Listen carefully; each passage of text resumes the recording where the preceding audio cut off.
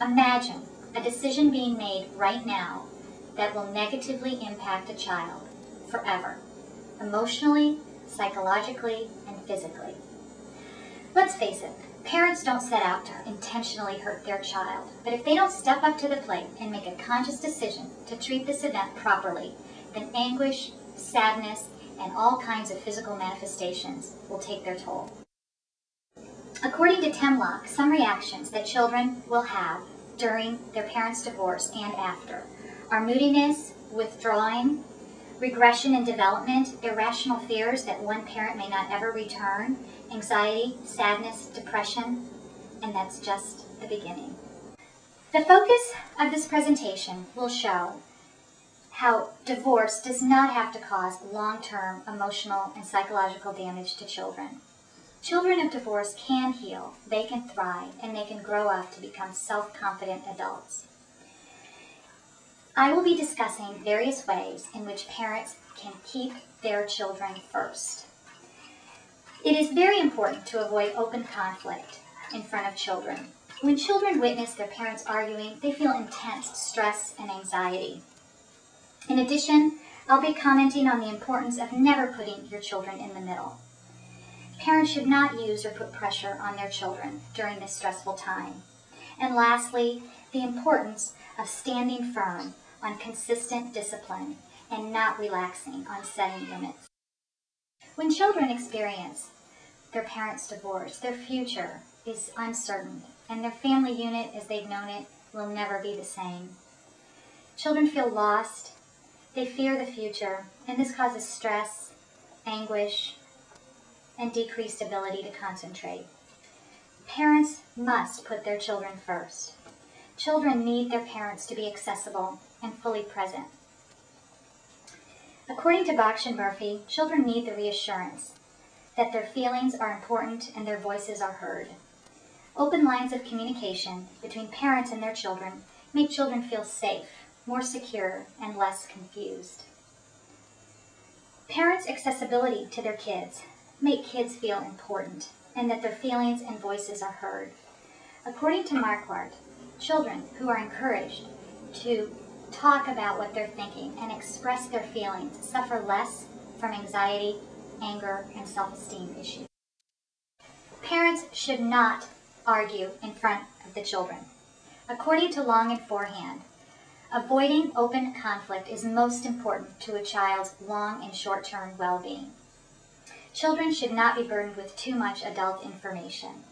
Parents should not discuss sensitive issues like isolation, negative feelings, or financial hardship. For example, is it really necessary that Susie find out that Mom had an affair, or that Tommy knows that Dad doesn't make enough money to pay the family bills? It's important that children remain children, and parents remain strong, supportive adults who guide their children and express their love to them. Parents must avoid putting their children in the middle of arguments, negotiations, and selfish gains. According to Sammons and Lewis, asking your child to keep a secret from the other parent can result in loss or decreased trust in that parent. This is emotionally hurtful to children. For example, Susie, don't tell your dad I have a new boyfriend. Tommy, tell your mom you love me more and you really want to live with me. Parents must recognize that they're putting an enormous amount of pressure on their children. The reality is that children love both parents, and it's important that we nurture that and encourage them to spend time, communicate, and love both parents. It helps them to grow up strong and self-confident. I would like to now bring your attention to this list of children's rights. The focus of my presentation is about parents putting the needs of their children first. And this visual aid is a common sense guide of children's rights. According to Divorce Headquarters, this list formalizes and documents the needs of all children everywhere. Children often cannot speak for themselves, and they need the support and encouragement of a parent, a guardian, or the legal system to speak on their behalf. When parents are going through a divorce, sometimes they're so focused on the dissolution of their own marriage that they're not readily thinking about what their children are going through. By familiarizing yourself with this list and treating your child with these rights in mind, putting their needs first becomes easy. This list, although not legally enforceable, gives guidance and reminds parents that the best interest of their child is and must remain a priority always. In summary, children often feel responsible for their parents' happiness during divorce. By putting your children's needs first, children relax and are less likely to take on an adult role. Avoiding open conflict relieves stress, and less stress means better concentration, and better concentration means better grades. Remember, children secretly want their parents to notice their bad behavior. And children love both parents. Don't ask them to choose sides.